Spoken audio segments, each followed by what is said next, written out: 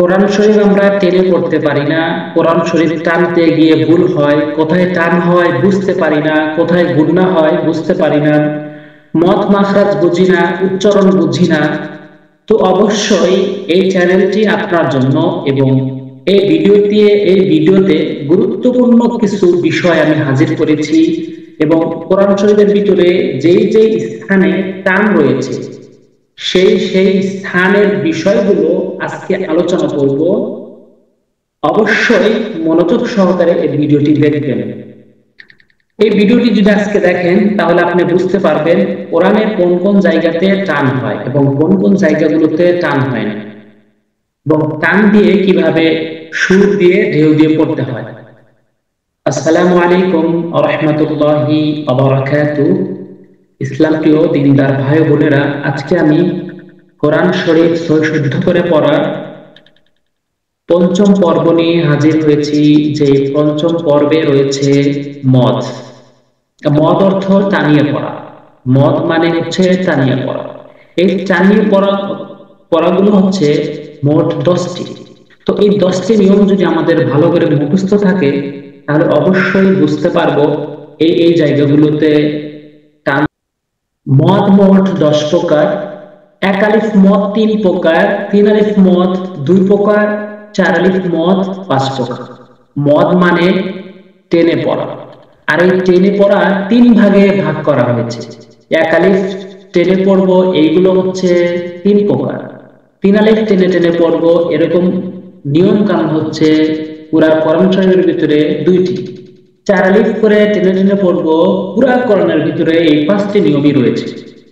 তো আমরা যদি এই ফর্মুলাটি আমরা যদি মুখস্থ করি তাহলে অবশ্যই বুঝতে পারবো যে কোন কোন জায়গাগুলোতে টান দেওয়া যাবে আর কোন কোন জায়গাগুলোতে টান দেওয়া যাবে না।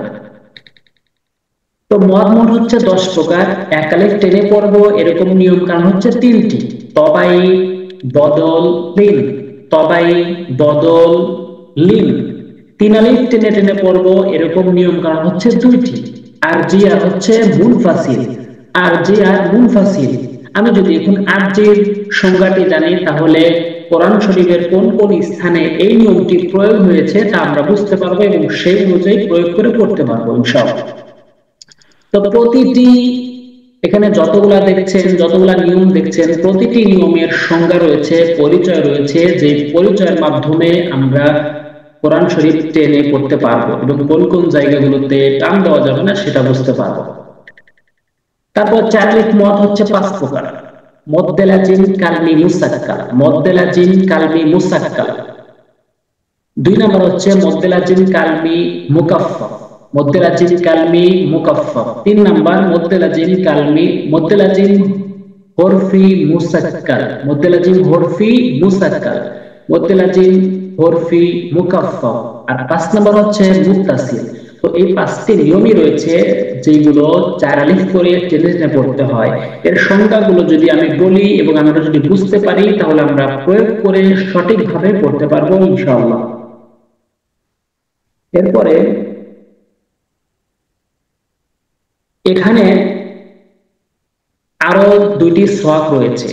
নুন সাকিন তানবিন। নুন সাকিন তানবিন মানে কোরআন শরীফের যেখানে নুন সাকিন রয়েছে অথবা তানবিন রয়েছে, সেই নুন সাকিন এবং তানবিন হচ্ছে 4টি প্রকারের হয়। 1 নম্বর হচ্ছে ইজহারে হাকিকি, ইজহার। 2 নম্বর হচ্ছে ইকফা। 3 নম্বর হচ্ছে ইদগাম। 4 নম্বর হচ্ছে ইকলাব। আর এই মাঝখানে ইদগামটা হচ্ছে 2টি প্রকার রয়েছে, ইদগামে বাগুন্না আর ইদগামে বেলাগুন্না। তো প্রথমত আমি প্রতিটি সংজ্ঞার নাম বলছি, পরবর্তীতে আমি প্রতিটি সংজ্ঞার পরিচয় ভালো করে বুঝিয়ে বলবো ইনশাআল্লাহ। এরপর মিম সাকিন। কোরআন শরীফের ভিতরে যত মিম সাকিন রয়েছে, সেটি 3 প্রকারের মধ্যে থেকে একটি হচ্ছে ইজহারা সাবুক, ঈদগামের সাবুক এবং ইকফায় সাবুক। এই 3টি প্রকার রয়েছে। তো আমরা যদি এই নিয়ম কানুনের সঠিক সংজ্ঞাগুলো যদি জানি তাহলে অবশ্যই সহিশুদ্ধ করে করতে পারবো। তো আজকে প্রথম 10টি নিয়মের ভিতরে প্রথম 2টি সংজ্ঞা বলবো। তবাই বদল। তবেই হচ্ছে দুই প্রকার, তবাইটা হচ্ছে দুই প্রকার, মদের হরকত আর মদের হরফ, মদের হরকত আর মদের হরফ। তো আজকে প্রথমে মদের হরকতের পরিচয় এবং মদের হরফের পরিচয় বলবো, আর আগামী পর্বগুলোতে বাকি সংজ্ঞাগুলো বলবো ইনশাআল্লাহ। তো আজকে বলবো হচ্ছে মদের হরকতের পরিচয়। মদের হরকত, মদের হরকতের পরিচয়। খারাজ জবর খারাজের উল্টো, খারাজ জবর খারাজের উল্টো পেশ যদি কোরআনের কোনো জায়গায় আমরা দেখি, সেই জায়গাগুলোতে এক আলিফ করে টেনে টেনে পড়বো ইনশাআল্লাহ। তো দেখবেন উদাহরণে বলছি, বা খারাজ জবর বা, ইয়া খারাজ জবর ইয়া, র খারাজ জবর র, ইব খারাজ জবর বা, লাম খারাজ জবর লা, ওয়াও খারাজ জবর ওয়া, নুন খারাজ জবর না। এক আলিফ করে টেনে টেনে পড়বে। এক আলিফ পরিমাণ ধরা চলে 2 সেকেন্ড, বা দুইটা আঙ্গুল তুলতে, পরপর দুইটা আঙ্গুল তুলতে যতক্ষণ ততটাই, এরকম দুইটি আঙ্গুল তুলতে যেমন 2 সেকেন্ডের প্রয়োজন। এরপর আইন খারাজ জবর আ, হা খারাজ জবর হা, গাইন খারাজ জবর গ। এভাবে এভাবে মদের হরকতের উচ্চারণ হয়, এক আলিফ টেনে টেনে পড়তে হয়। এটি হচ্ছে এখানে অবশ্যই একালিফ মদ 3 প্রকারের। প্রথমটি তবাই, তবাইটা 2 প্রকারে বিভক্ত করা হয়েছে, মদের হরকত আর মদের হরফ। সেই প্রথমটা বলছি মদের হরকত, এই মদের হরফের সংখ্যা বলছি, এরপরে মদের হরফের বলবো। মদের হরকত হচ্ছে খারাজ জবর খারাজের উল্টা পেশ। তো যখন এই খারাজ জবর খারাজের উল্টা পেশ কোথাও আসবে, তখন আমরা একালিফ করে টেনে টেনে পড়বো। এরপরে মদ মোট 10 প্রকারের, একালিফ মদ 3 প্রকারের, প্রথমটি শেষ, এবার হচ্ছে দ্বিতীয়। প্রথমটির তবাই, তবাইটি 2 প্রকার, মদের হরকত শেষ। এবার বলবো মদের হরফ। এই শর্তটা আবারও দেখিয়ে দিচ্ছি বোঝার স্বার্থে। দেখেন একালিফ মদ 3 প্রকার, তবাই, তবাই 2 প্রকার, মদের হরকত বললাম হচ্ছে খারাজ জবর খারাজের উল্টো পেশ। 2 নম্বর হচ্ছে মদের হরফ। এবার মদের হরফের সংজ্ঞাটি বলবো। মদের হরফ হচ্ছে 3টি, আলিফ ও ইয়া, আলিফ ও ইয়া। জবরের বাম পাশে খালি আলিফ আসলে এক আলিফ টেনে পড়বেন।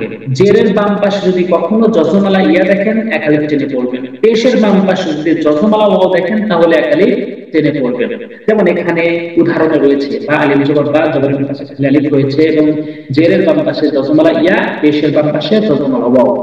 এরকম সকে, এরকম কোডে, এরকম সিস্টেমে যদি কোথাও আসে, কোন সিস্টেমে? জবরের বাম পাশে খালি আলিফ, জেরের বাম পাশে যজমালা ইয়া, এবং পেশের বাম পাশে যজমালা ওয়াও, তাহলে আমরা এক আলিফ করে টেনে পড়বো। যেমন বা আলিফ জবর বা, বা ইয়া জেরে বি, বা অফিসে দু, নুন আলিফ জবর না, নিয়া জেরে নি, নুন অফিসে নু। এইভাবে সবগুলো ভাবে টেনে পড়বো।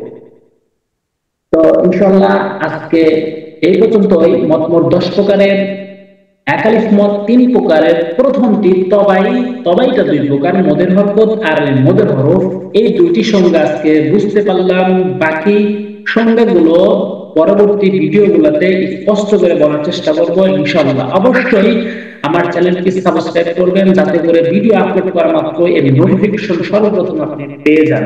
আর ভিডিওটি অবশ্যই বন্ধু বান্ধবদের মাঝে শেয়ার করবেন, যেন তারাও এই কোরআন শিখতে পারে, শুদ্ধ করে কোরআন শিখতে পারে। আজকে পর্যন্তই, পরবর্তী ভিডিওতে দেখা হবে ইনশাআল্লাহ। আসসালামু আলাইকুম ওয়া রাহমাতুল্লাহি ওয়া বারাকাতুহু।